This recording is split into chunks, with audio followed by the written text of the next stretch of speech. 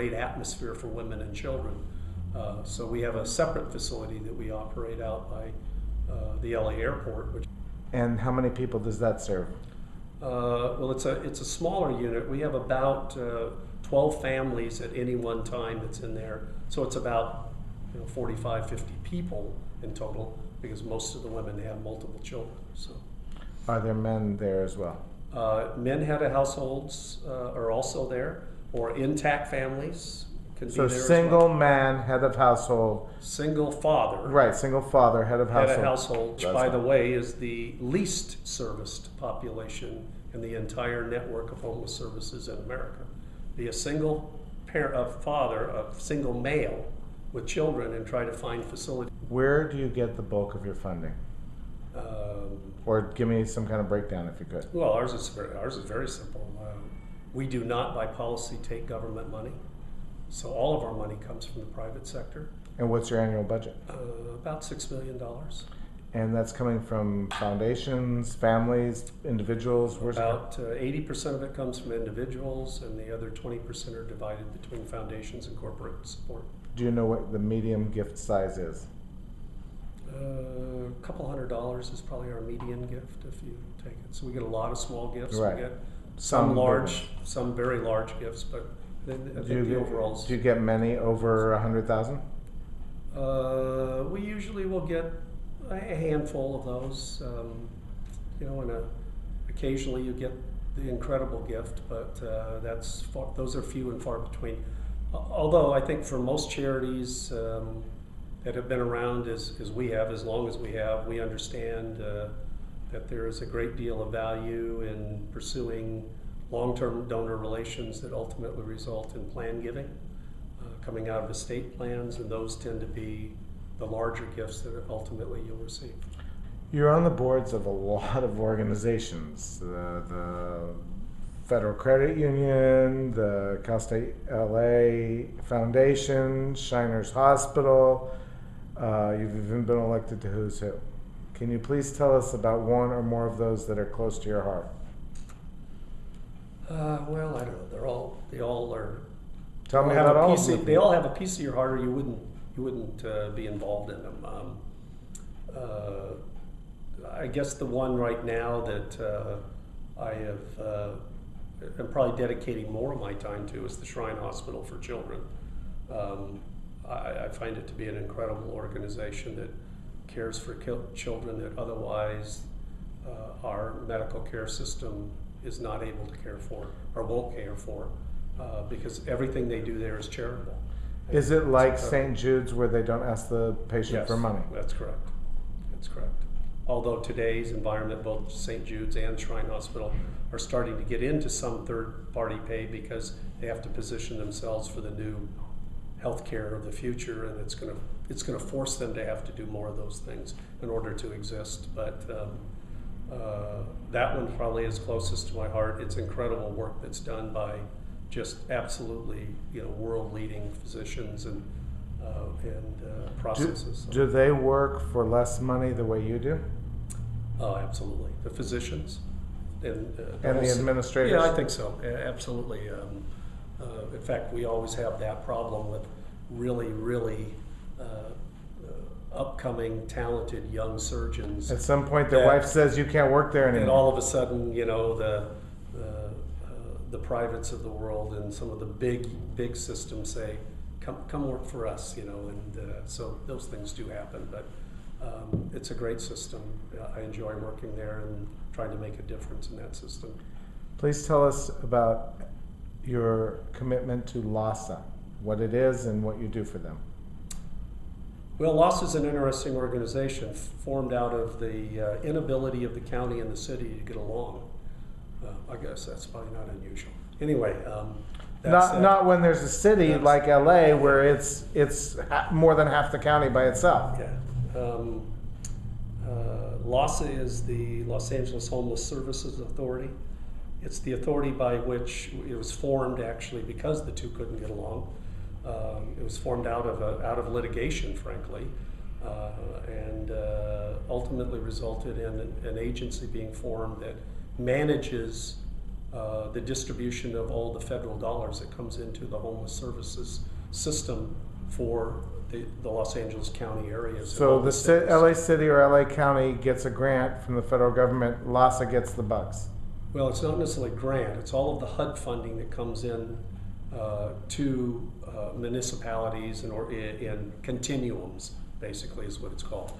And LA County and the cities, the 88 cities that make up LA County and its unincorporated areas are a continuum for homeless services care for this area. And LAHSA So manages. LAHSA administers the grants that go out to all of the agencies that provide homeless services and the array of services that occur. I was appointed by the County of Los Angeles and confirmed by the county. I was asked by Mike Antonovich actually to come on to that commission and be one of the 5 county representatives. There's also 5 City of LA commissioners that serve on that board as well. So there's 10 in total. So And I there's think I'm the there's second no largest. public, there's no just someone at large. Hey, this guy's a smart guy, let's invite him on the board? Well, the city appoints 5 and the county appoints 5. Right, but there's no tiebreaker who's unaffiliated? No. It's and you know, as much as you might think, the board works very hard for consensus and what Okay. is best. And Okay, good. seldom are our votes ever 5-5 or whatever. I mean, Or 6-4. Or 6-4. I mean, most of the time it's pretty close. And so it's been a very interesting. I feel good about doing it because I don't believe it's a conflict for me to be there. I don't accept federal funding from the government, so it makes I to some degree am able to be very independent. Herb said the same thing. That what? He can serve it because he doesn't want federal money. Right. Are you still a Rotarian? And if so, for how long have you been one? I'm still a Rotarian. I joined Rotary in, gee, ask me dates. When I get my age, it gets foggy. Back there, one of those years. Yeah, before 2000 anyway, somewhere in 99 probably, I joined Rotary, 98, 99. Which club are you? The LA Morning Club here, Down which is here in Los Angeles. Not as active now, although I was past president. You know, it's just kind of like life cycle. You move into other things where you put in more time. But Is there a but love Rotary. Is there a particular project that you did while you were a Rotarian that warms your heart, that bears mentioning? Well, our club helped to raise a substantial amount of money for the Rotary's wheelchair program in third world countries. Please tell us about that. I had a huge feeling that for that. We raised money, had vendors that supplied wheelchairs for men, women, and children in third world countries who suffer from great physical maladies, and as a result of that are really shunned by their unable to move, have no mobility in their villages, etc. So Rotary stepped up through someone's idea in Rotary. I'm not exactly sure who it was, somewhere that this was a need. And there's an organization now that says that they'll put a wheelchair anywhere on the planet for $50. That's right. So those are the things that come out of those. Locally, the club did a lot because I'm not sure it's just my influence, but because of where we were, we did a lot of local projects with regard to homeless issues here, and raised, would do food giveaways and a lot of those kinds of things for the poor here in this area. Please tell us about your commitment to the Boy Scouts of America, and specifically why in the urban setting.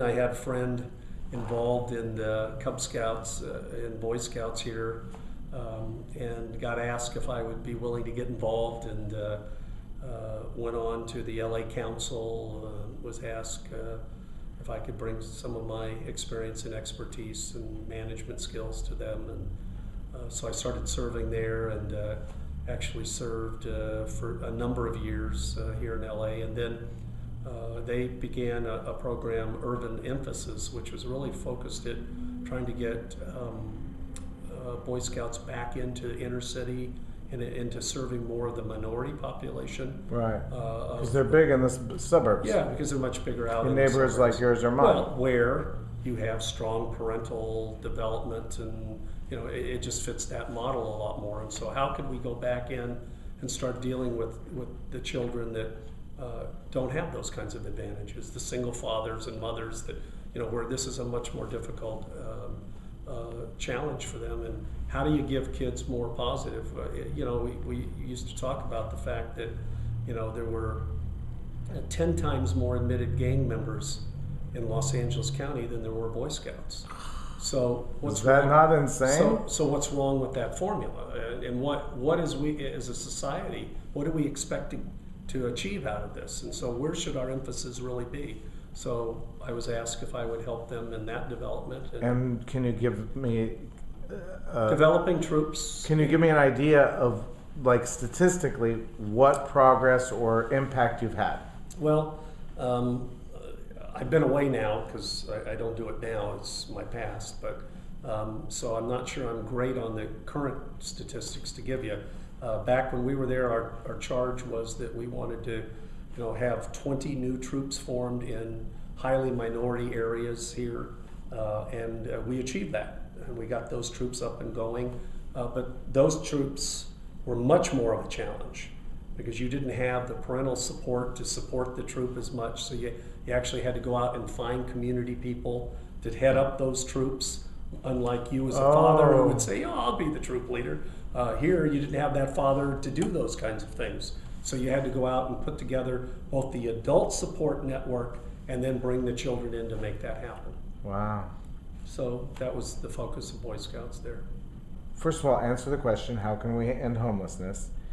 And even more importantly, how can we generate the change of heart that Andy was looking for? There is a difference between houseless and homeless. And people, there's a distinction that people have a difficulty understanding. Well, homeless. So to say, if every Christian, doesn't have to be Christian, if people would open the doors and bring somebody in, That would quote, end unquote, houselessness. it would end houselessness. So if they think of homelessness as merely the act of someone having a roof over their heads, then Three squares. I guess I could agree to that. But that's really not the issue that we deal in. It's not the issue that Andy really deals in, and agencies like us. We deal with people who have suffer the effects of homelessness. And homelessness is a much more deeper issue than just whether you have a house. It's whether or not you can fit into a society. It's whether or not you have the skills and the self-esteem and the self-worth to be able to be independent and self-sufficient. To us, that is the definition, and that's a much more complicated issue. How we open the hearts of America That's really what I'm asking. Is truly the larger question, as far as I'm concerned as well. Because for so long, the whole issue of homelessness has been stereotyped by movies and everybody else as being the, quote, bums of society. Don't want to do this, they're lazy, they don't want this, they want this. And the real answer is that we deal with people who have a fairly substantial illness that we have to deal with and work with. And every time we even talk about people as being, quote, homeless, I have a real difficulty in our hearts. Homeless is a condition. Homeless is not a person. There are people who are suffering from the effects of homelessness.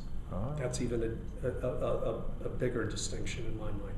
So anytime a society tends to dehumanize someone by placing a label on them, then it allows them to treat them different than they would otherwise expect themselves to be treated.